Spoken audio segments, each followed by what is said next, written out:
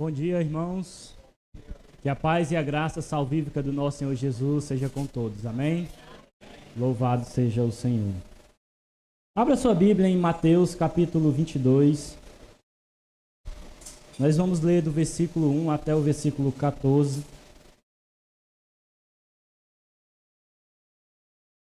Deixa aberto aí. Para quem não me conhece, né? Eu sou Maílson, congrego na Igreja de Cristo Colônia. A minha esposa está aí também, Rosângela, e minha filha Luísa está lá na escolinha, né? A nossa filha, aliás. Amém? Todos. Deixa aberto aí, enquanto... antes de lermos, eu gostaria de fazer algumas perguntas, né? Você já foi convidado para algum evento? Quem já foi convidado para algum evento, levanta a mão. Né? Você já rejeitou algum desses eventos? Que desculpa você deu quando você rejeitou um desses eventos? O menino está doente, não quer ir, né? Não tem o dinheiro para o presente, meu time vai jogar hoje. Hoje tem o último episódio da novela, né? Eu creio que no meio de nós aqui ninguém assiste novela, né? Porque crente não assiste novela, né? Mas que desculpa você deu? Essa parábola, ela trata desse assunto, né? Quando somos convidados, o interessante aqui dessa parábola é que quando nós somos convidados para algum evento, a ideia é que, será que eu vou gostar? Será que vai ser legal o evento, não é? Nós pensamos assim, não é verdade? Mas a ideia da parábola é totalmente diferente. Não é se o convidado vai gostar do evento, da festa, mas se aquele que está convidando vai se agradar do convidado ou não. Essa é a ideia da parábola, que é totalmente diferente da maneira a qual nós pensamos. Jesus, ele vai contar, na verdade, aqui três parábolas. Três parábolas. E ele conta essas três parábolas porque a sua autoridade é questionada. Não só é questionada, mas também é rejeitada pelo seu povo, pelos líderes religiosos. E essa também é a ideia da parábola. Desse convite, mas também para mostrar a rejeição do seu povo. Então Jesus ele conta essas três parábolas. Mas a parábola que nós iremos trabalhar hoje é a terceira parábola, que está no capítulo 22, do versículo 1 ao 14. Eu quero convidar você a ler junto comigo. Diz assim: Jesus lhes falou novamente por parábolas, dizendo: o reino dos céus é como um rei que preparou um banquete de casamento para seu filho. Enviou seus servos aos que tinham sido convidados para o banquete, dizendo-lhes que viessem, mas eles não quiseram vir. De novo enviou outros servos e disse: digam aos que foram convidados que preparei meu banquete. Meus bois e meus novilhos gordos foram abatidos e tudo está preparado. Venham para o banquete de casamento. Mas eles não lhes deram atenção e saíram. Um para seu campo, outro para os seus negócios. Os restantes, agarrando os servos, maltrataram-nos e os mataram. O rei ficou irado e, enviando o seu exército, destruiu aqueles assassinos e queimou a cidade deles. Então disse a seus servos: o banquete de casamento está pronto, mas os meus convidados não eram dignos. Vão às esquinas e convidem para o banquete todos os que vocês encontrarem. Então os servos saíram para as ruas e reuniram todas as pessoas que puderam encontrar, gente boa e gente má. E a sala do banquete de casamento ficou cheia de convidados. Mas quando o rei entrou para ver os convidados, notou ali um homem que não estava usando veste nupcial e lhe perguntou: amigo, Como você entrou aqui sem veste nupcial? O homem emudeceu. Então o rei disse aos que serviam: amarrem-lhe as mãos e os pés e lancem-no para fora, nas trevas. Ali haverá choro e ranger de dentes, pois muitos são chamados, mas poucos são escolhidos. Amém? Oremos. Senhor nosso Deus, amado Pai, em nome de Jesus. Eis aqui, ó Deus, a tua palavra, e especificamente, ó Deus, essa parábola. Como Jesus, na sua maneira didática de ensinar, ó Deus, usou muitas parábolas. E nós queremos te pedir, ó Deus, luz ao texto. Que o Senhor venha abrir a nossa mente, o nosso coração, para que possamos, de fato, extrair do texto aquilo que nós precisamos, aquilo que de fato, ó Deus, possamos usar para o louvor da tua glória. Pai, abençoa a cada um de nós, que possamos aprender do Senhor, que possamos, ó Deus, nos edificar, nos fortalecer, que possamos, ó Deus, colocar em prática os ensinamentos, as aplicações. Ó Deus, fala aos nossos corações. Eu te agradeço, ó Pai, pela oportunidade de estar aqui junto com os irmãos nessa manhã, cultuando e exaltando o teu nome. É no nome de Jesus, nosso Senhor e Salvador, que nós oramos, te agradecemos e te bendizemos. Amém. Louvado seja Deus.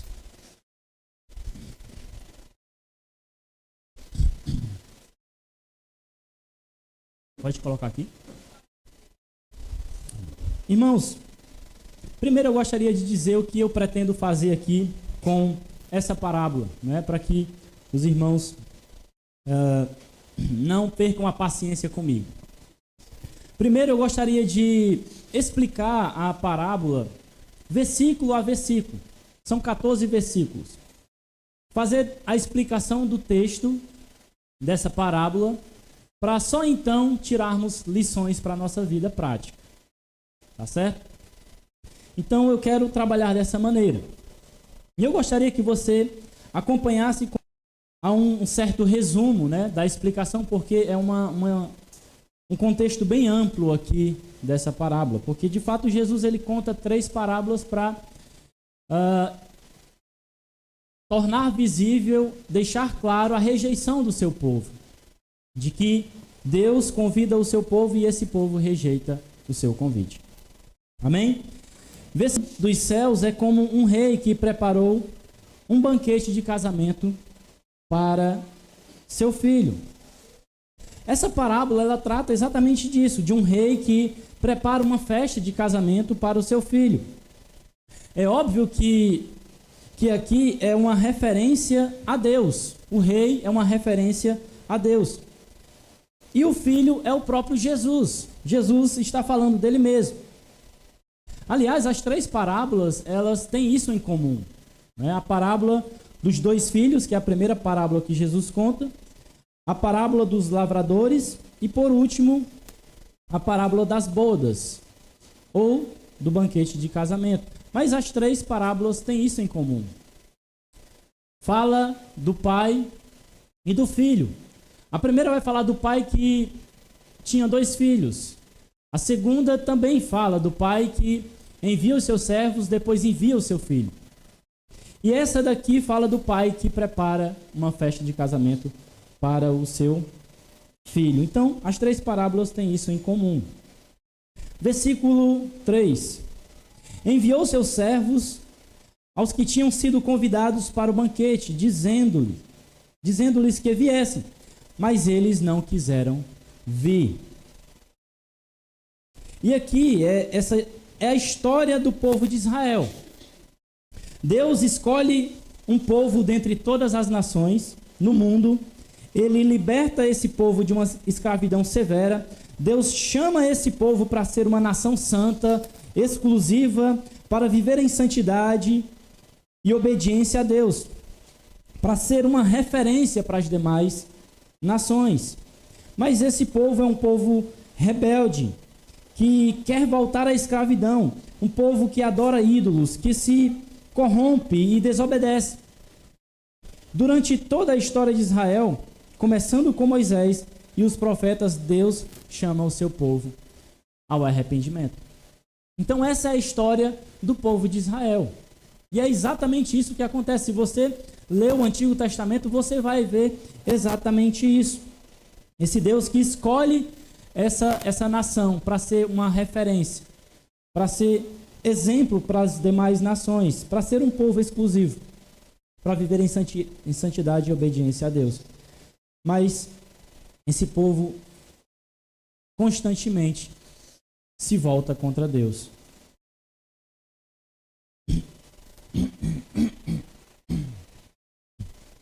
Versículo 4. De novo enviou outros servos e disse: digam aos que foram convidados que preparei um banquete. Meus bois e meus novilhos gordos foram abatidos e tudo está preparado. Venham para o banquete de casamento. Deus, na sua graça, ele insiste com seu povo. Deus quer um relacionamento próximo e íntimo com seu povo. Esse novo convite é uma referência à pregação de João Batista. Se não, vejamos Mateus capítulo 3. Por favor, abra lá, Mateus capítulo 3.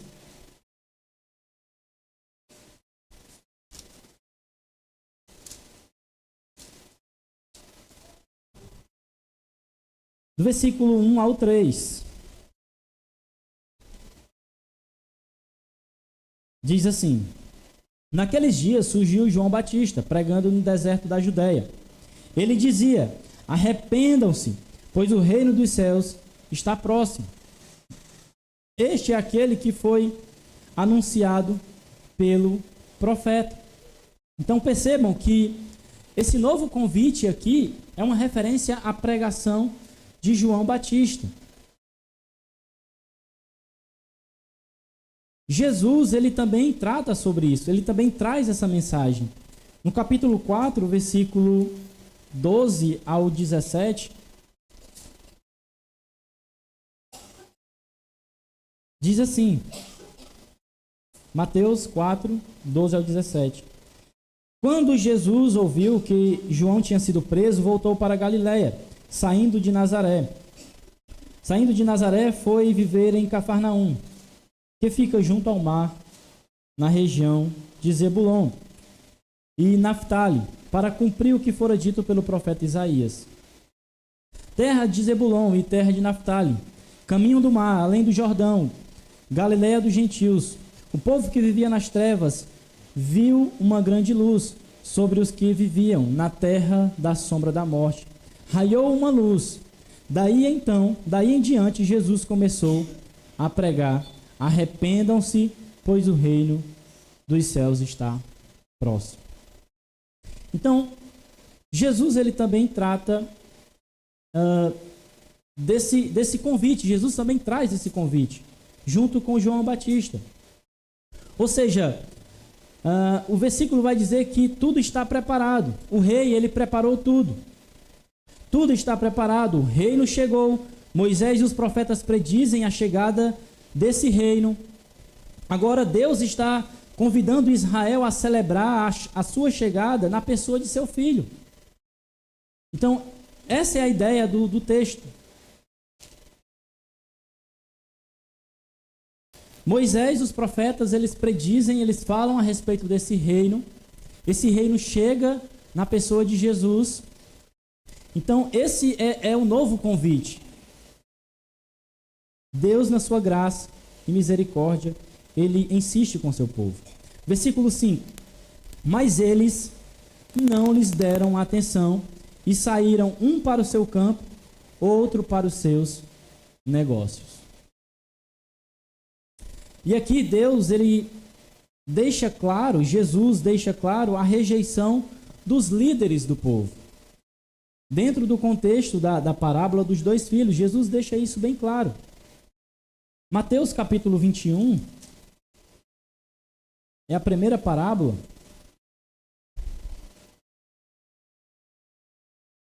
Diz o seguinte: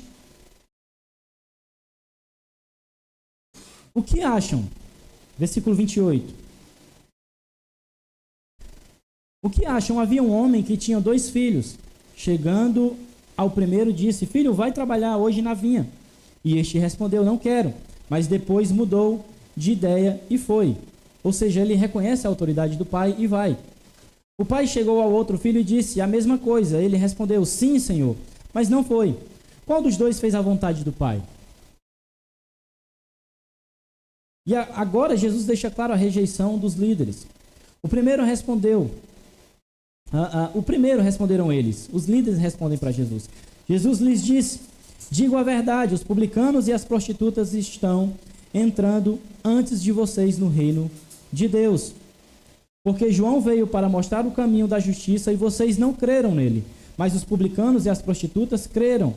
E mesmo depois de verem isso, vocês não se arrependeram, nem creram neles. Jesus está fazendo um paralelo aqui. O primeiro filho, aquele que disse que não ia trabalhar, mas depois foi e reconheceu a autoridade do pai, é um paralelo com os publicanos e as prostitutas, que não viviam em obediência a Deus, que não faziam a vontade de Deus, mas reconheceram a mensagem depois, se arrependeram e reconheceram a autoridade de Jesus. O segundo filho faz um paralelo aos líderes religiosos, que o filho que fala que não, que vai obedecer o pai, mas na verdade não vai, ele não obedece. São os líderes que se acham que vivem essa obediência, acham que são justos pelas suas obras, mas de fato não obedecem a Deus. Existe um paralelo aqui. E Jesus deixa isso bem claro. A rejeição dos líderes religiosos. Versículo 6. Os restantes, agarrando os servos, maltrataram-nos e os mataram. Os convidados não só rejeitam o convite, mas também maltratam e matam os servos do rei. Jesus fala exatamente sobre isso. Em Mateus, capítulo 23, versículo 37 ao 39. Ele diz o seguinte: Jerusalém, Jerusalém, você que mata os profetas e apedreja os que são enviados a vocês, quantas vezes eu quis reunir os seus filhos, como a galinha reúne os seus pintinhos debaixo das suas asas, mas vocês não quiseram. Essa é a história do povo de Israel. Eles matam os profetas, eles matam aqueles que são enviados, com essa mensagem de arrependimento, com essa mensagem para que o povo se volte para Deus e vivam em obediência a Deus. O versículo 6 trata exatamente sobre isso. Eles matam os profetas, eles matam João Batista, eles matam Jesus, que traz essa mensagem, esse convite, para que eles possam participar do reino de Deus. E qual a consequência disso tudo? Versículo 7. O rei, ele fica irado. E enviando o seu exército, destruiu aqueles assassinos e queimou a cidade deles. Jesus aqui, ele está se referindo à destruição do templo. Jesus está fazendo uma profecia aqui, né? O templo, ele foi destruído pelos romanos, com a liderança de um general chamado Tito. Eles cercam Jerusalém, eles invadem Jerusalém e queimam o templo, destroem o templo. Então Jesus está fazendo uma referência, uma profecia à destruição do templo.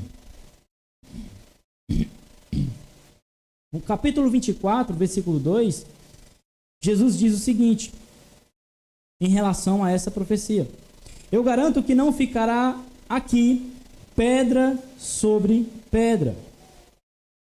E a profecia de Jesus é tão,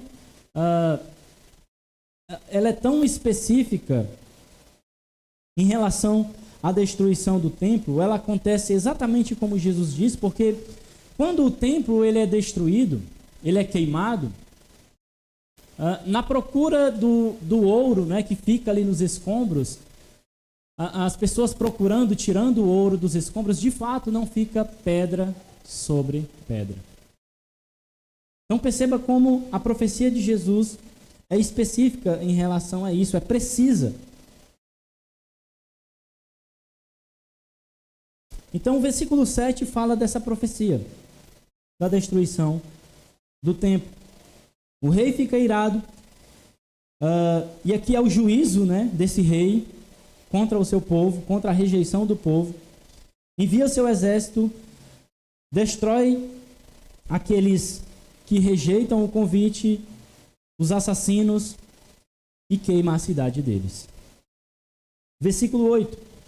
Então disse a seus servos: o banquete de casamento está pronto, mas os meus convidados não eram dignos.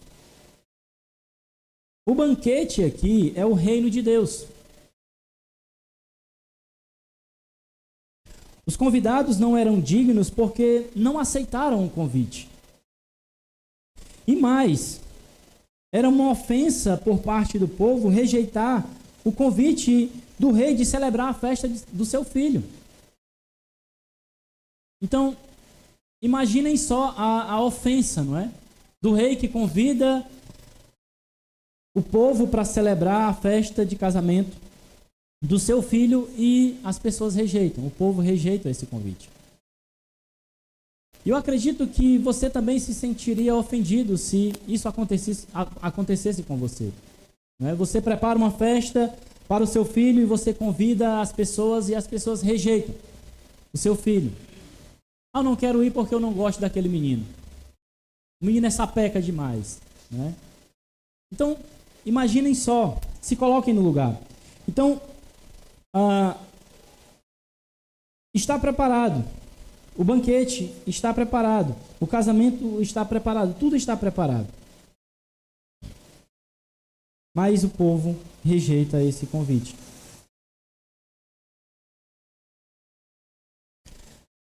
Detalhe, até aqui o convite do rei era só para a elite do reino. O convite não era para todas as pessoas. O rei, ele convida os líderes do povo, as autoridades. O convite aqui não é para todo mundo. É para uma classe específica.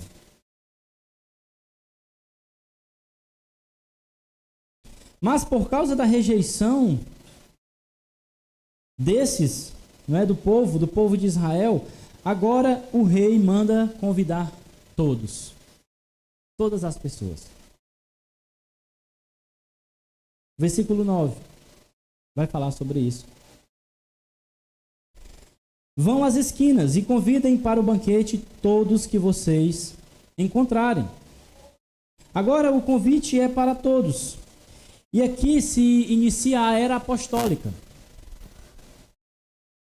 Os apóstolos recebem essa missão de levar o convite a todas as pessoas.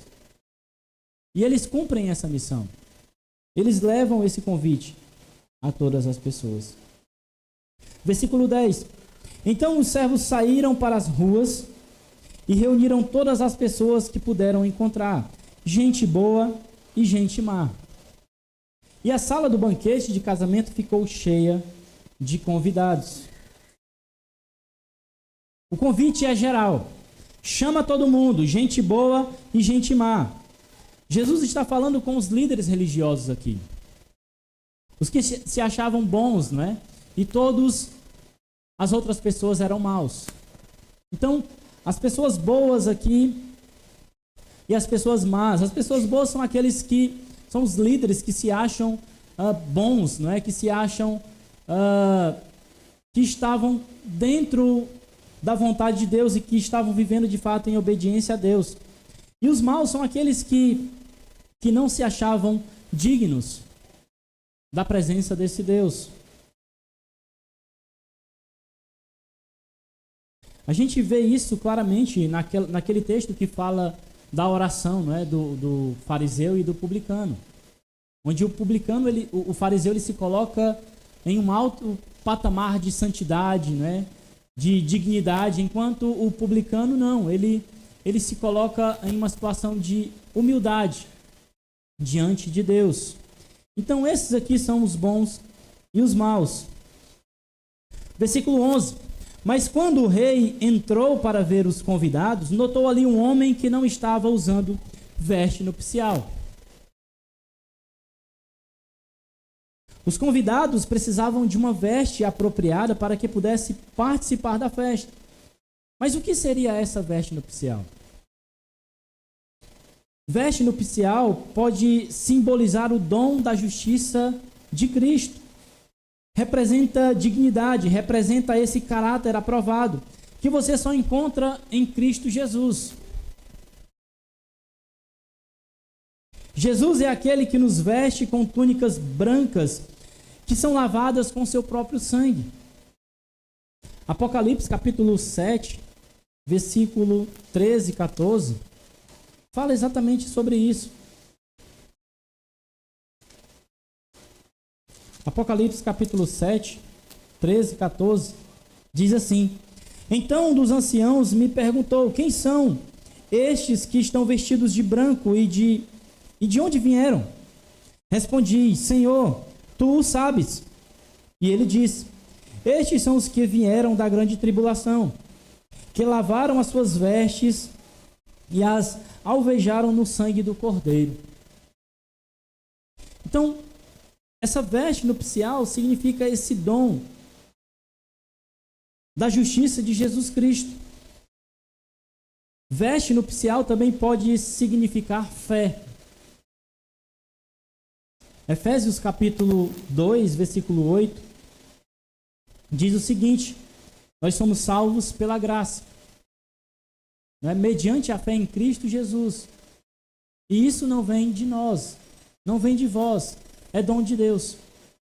Então essa veste nupcial, essa roupa apropriada para participar da festa, pode significar também fé. Fé em Jesus. Ele nos torna digno, ele nos torna capazes de participar dessa festa, desse grande banquete. Versículo 12. Ele lhes perguntou, amigo, como você entrou aqui sem veste nupcial? O homem emudeceu. A condição para participar da festa é estar vestido apropriadamente. Não pode participar de qualquer maneira. Então, precisa de uma veste apropriada para participar da festa do príncipe, da festa de casamento, desse grande banquete, que é o reino de Deus. Precisa estar vestido apropriadamente. Então o rei disse, no versículo 13, aos que serviam, amarrem-lhe as mãos e os pés, e lancem-no para fora, nas trevas. Ali haverá choro e ranger de dentes. Aqui é uma referência clara ao juízo de Deus. Aqueles que não estão vestidos de maneira apropriada serão retirados. Não participarão do banquete. Versículo 14. Pois muitos são chamados, mas poucos escolhidos. Esse muitos aqui você pode substituir por todos. Todos são chamados. Todos são convidados a participar. Mas poucos são os que aceitam. Mas todos são convidados. Mas poucos são os que aceitam. Essa parábola trata de dois pontos fundamentais: a soberania de Deus e a responsabilidade humana. De que esse rei, esse Deus, ele prepara tudo. Ele chama, ele convida, ele prepara todo o banquete. Mas também ele não rejeita, ele não descarta a responsabilidade do ser humano de aceitar ou não esse convite. Então essa parábola ela trata desses dois pontos, que aliás é uma briga teológica, não é? Até os dias de hoje, a responsabilidade, a soberania de Deus, de que Deus escolhe, de que Deus é soberano, e também a responsabilidade humana. Como essas duas coisas existem ao mesmo tempo, né? Mas Deus ele faz dessa maneira. Então essa parábola ela trata exatamente disso. E aqui, irmãos, é o último versículo, né? E essa é a explicação sobre o texto. Mas eu queria trazer aplicações e lições para a nossa vida dentro desse texto, dentro dessa parábola. O que aprendemos com essa parábola? De que a primeira coisa é que Deus é um Deus de graça. Deus chama o seu povo, o seu povo rejeita esse chamado, esse convite. Esse Deus, ele insiste com o povo, não é? É um Deus que quer ter um relacionamento próximo e íntimo com o seu povo. Deus quer que você viva o melhor dessa terra. Esse é o desejo de Deus. E quando eu falo viver o melhor dessa terra, eu não estou me referindo a bens materiais, eu não estou me referindo a riquezas, mas de relacionamento com Deus, de intimidade com Deus. Essa é a nossa maior riqueza. Se você tem intimidade com Deus, se você tem de fato um relacionamento com Deus, você tem toda a riqueza do mundo. Você tem a melhor coisa que existe para viver o melhor dessa terra. E essa parábola fala exatamente sobre isso, sobre a graça desse Deus. Ele quer ter um relacionamento próximo e íntimo com cada um de nós, com seu povo. Deus é um Deus de graça. Segunda coisa, segundo ponto, o Evangelho é o convite que precisamos levar até as pessoas. O Evangelho é esse convite que precisamos levar até as pessoas. E o que é o Evangelho? 1 Coríntios, capítulo 15, versículo 3 e 4, vai falar exatamente o que é o Evangelho. De que Cristo Jesus morreu pelos nossos pecados, segundo as Escrituras, foi sepultado e ressuscitou ao terceiro dia, segundo as Escrituras. Essa é a mensagem do Evangelho. Esse é o convite que precisamos levar para as pessoas. E essa mensagem, ela é um divisor de águas. Marcos capítulo 16, versículo 15 e 16, vai falar do ide. Ide por todo mundo e pregar o evangelho a toda criatura. Quem crer e for batizado será salvo.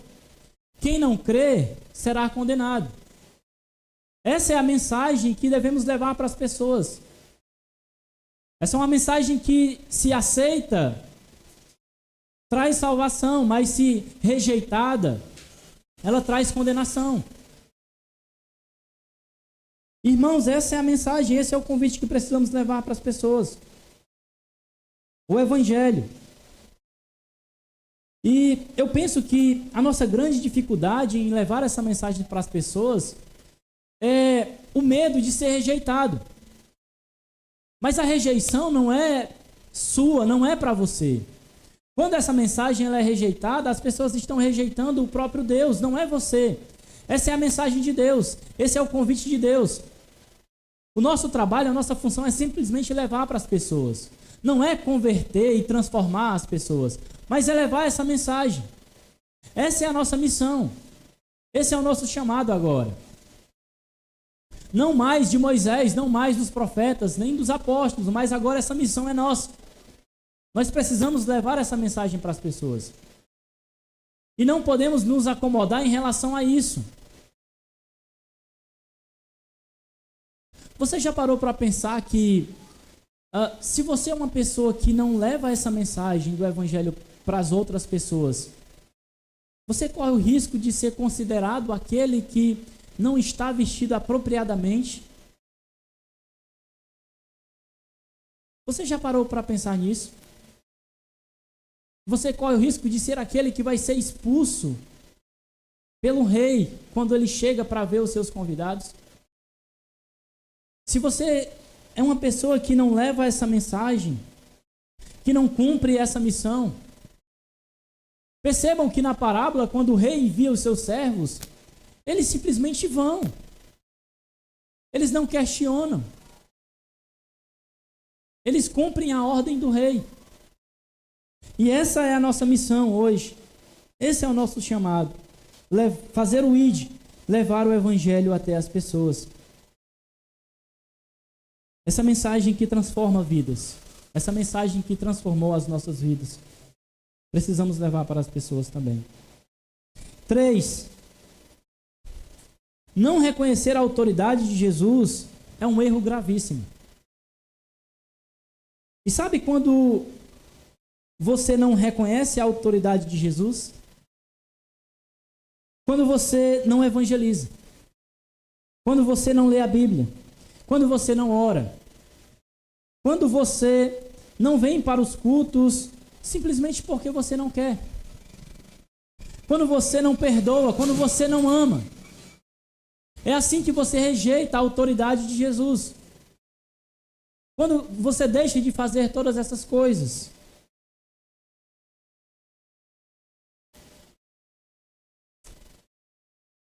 Jesus, ele tem toda a autoridade, ele é o Senhor. E precisamos obedecer a ele. Precisamos, de fato, obedecer a ele, reconhecer a sua autoridade. E é fazendo todas essas coisas que reconhecemos a autoridade de Jesus. Reconhecemos o seu senhorio. Evangelizar, ler a palavra, orar, perdoar, amar uns aos outros. Viver em santidade, viver em piedade, viver para a glória dele. É assim que reconhecemos a autoridade de Jesus.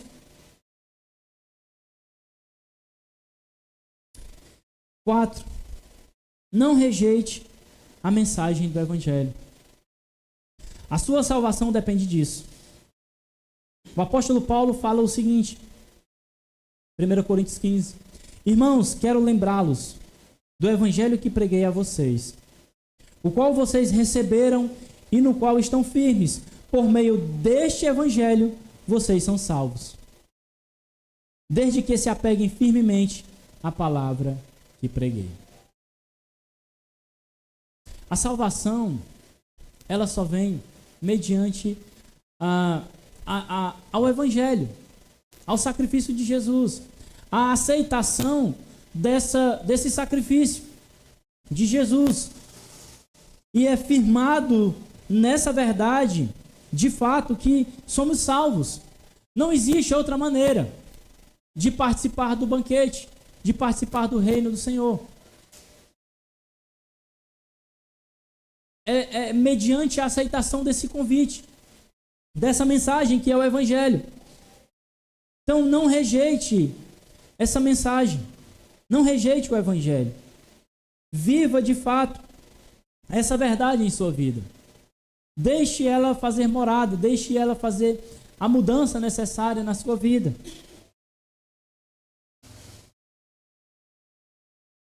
Não rejeite a cruz de Jesus, não rejeite esse sacrifício. Eu não sei como você está hoje, mas pode ser que tenha alguém aqui pensando em desistir da caminhada. Pode ser que esteja alguém aqui fraco na fé. Não rejeite essa mensagem, não rejeite esse chamado. Não existe outra maneira de você ser salvo, a não ser mediante a fé em Cristo Jesus. E rejeitar essa mensagem, rejeitar o Evangelho, é ser condenado, é ser destruído.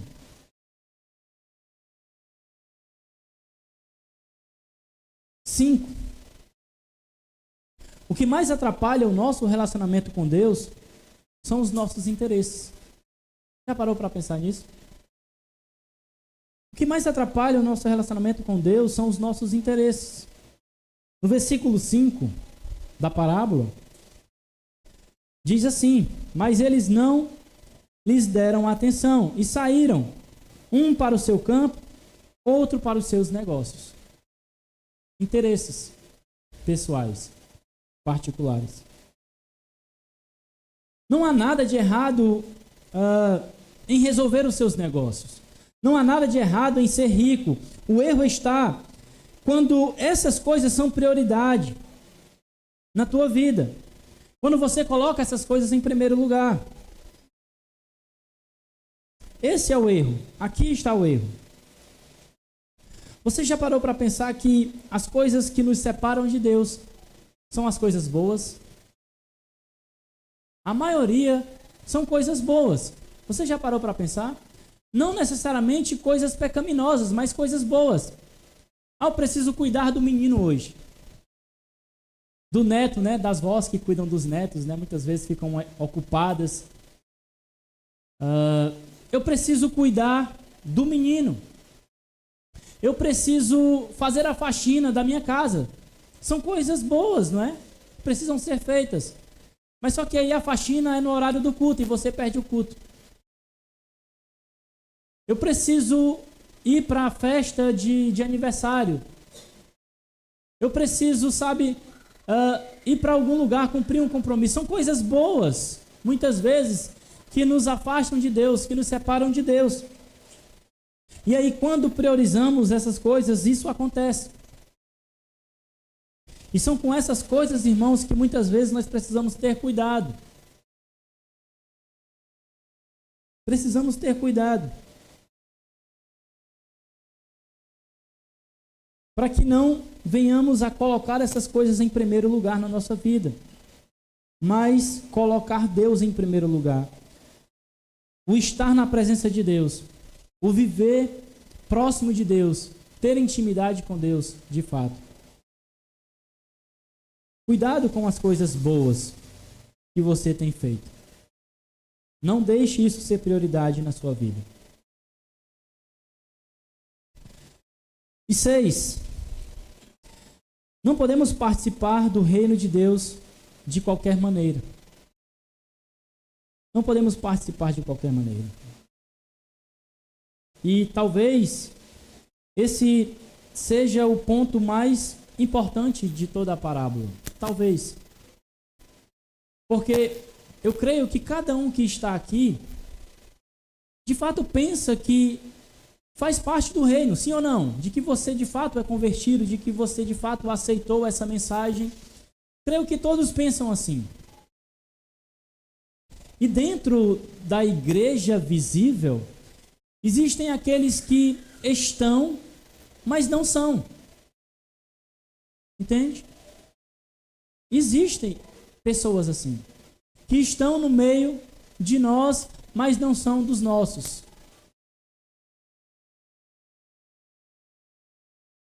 Irmãos, e a mensagem é essa: não podemos participar do reino de Deus de qualquer maneira. Como você tem estado no reino de Deus? Pense sobre isso, reflita sobre isso, é importante para você. Como você está dentro do reino de Deus? Você tem se dado de fato na obra do Senhor? Você tem participado ou você tem deixado interesses pessoais, particulares, interromper isso na sua vida? E eu gostaria de encerrar lendo o texto de Efésios, capítulo 4, versículo 17 ao 31, que fala exatamente sobre isso. De como devemos participar no reino de Deus. De como devemos estar no reino de Deus. Efésios capítulo 4,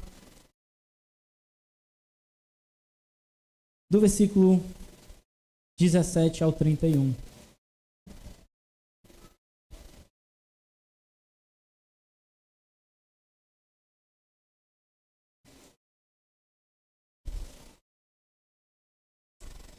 Assim, eu digo a vocês, e no Senhor insisto, que não vivam mais como os gentios, que vivem na inutilidade dos seus pensamentos. Eles estão obscurecidos no entendimento e separados da vida de Deus por causa da ignorância em que estão, devido ao endurecimento do seu coração. Tendo perdido toda a sensibilidade, eles se entregaram à depravação, cometendo com avidez toda espécie de impureza. Todavia, não foi isso que vocês aprenderam de Cristo. De fato, vocês ouviram falar dele e nele foram ensinados de acordo com a verdade que está em Jesus. Quanto à antiga maneira de viver, vocês foram ensinados a despir-se do velho homem, que se corrompem por desejos enganosos, a serem renovados no modo de pensar e a revestir-se do novo homem, criado para ser semelhante a Deus em justiça e em santidade, provenientes da verdade. Portanto, cada um de vocês deve abandonar a mentira e falar a verdade ao seu próximo, pois todos somos membros de um mesmo corpo. Quando vocês ficarem irados, não pequem, apaziguem a sua ira antes que o sol se ponha, e não deem lugar ao diabo. O que furtava, não furte mais. Antes, trabalhe fazendo algo de útil com as mãos, para que tenham o que repartir com quem estiver em necessidade. Nenhuma palavra torpe saia da boca de vocês, mas apenas o que for útil para edificar os outros, conforme a necessidade, para que conceda graça aos que a ouvem. Não entristeçam o Espírito Santo de Deus, com o qual vocês foram selados para o dia da redenção. Livrem-se de toda amargura, indignação e ira, gritaria e calúnia, bem como de toda maldade. Sejam bondosos e compassivos um para com os outros, perdoando-se mutuamente, assim como Deus os perdoou em Cristo Jesus. Amém? Irmãos, Jesus, Ele quer nos revestir com esse manto, com essa roupa nupcial, que nos justifica, que nos torna dignos de participar desse banquete. Só em Jesus Cristo nós somos habilitados a participar desse grande banquete, que é o reino de Deus. E nesse reino não podemos participar de qualquer maneira, mas viver uma fé genuína, nos amando, nos perdoando, nos edificando, vivendo para a glória de Deus em Cristo Jesus. Amém? Louvado e exaltado seja o Senhor. Que Deus em Cristo Jesus nos abençoe. Convido os irmãos a ficarem em pé. Vamos orar.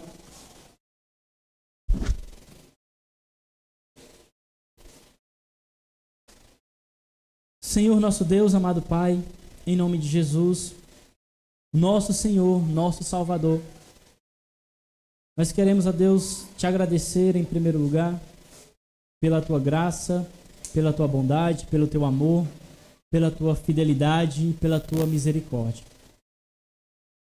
Se estamos aqui, ó Deus, hoje e se fazemos parte do reino hoje, ó Deus, é porque o Senhor preparou tudo.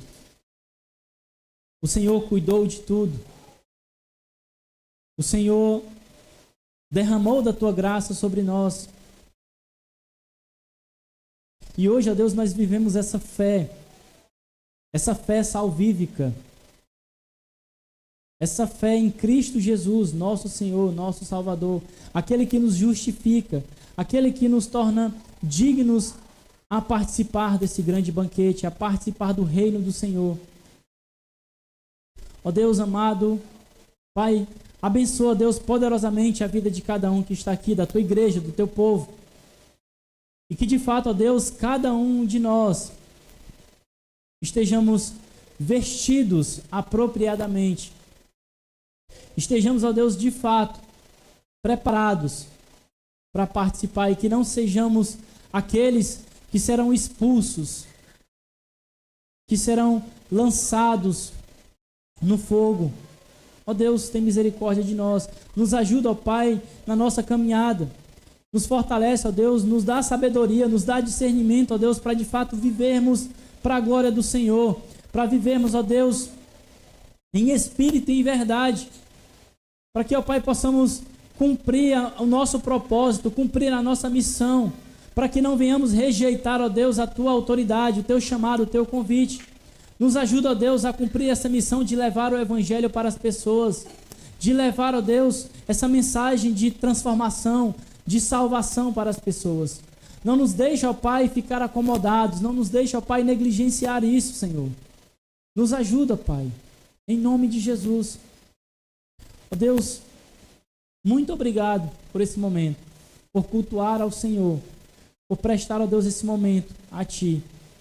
A nossa esperança, ó Deus, é que de fato o Senhor tenha se agradado, que o Senhor tenha recebido esse momento que é para Ti. Porque o Senhor é o centro da adoração. O Senhor é o único que é digno e merecedor de toda honra e toda glória. Ó Pai, Deus, nós te pedimos, em nome de Jesus, que o Senhor nos leve em paz para a nossa casa. Que o Senhor nos dê uma semana cheia da Tua presença. Uma semana, ó Deus, para que possamos viver para o Senhor, em obediência, em santidade, em piedade, louvando, exaltando e glorificando o Teu nome, aonde quer que estejamos. É no nome de Jesus, nosso Senhor e Salvador, e a Ele seja dada a honra, a glória, o louvor para sempre. Amém. Louvado e exaltado seja o nosso Deus. Vamos na paz e na graça do nosso Senhor Jesus. Não deixe de dar a paz de Cristo ao seu irmão. Amém.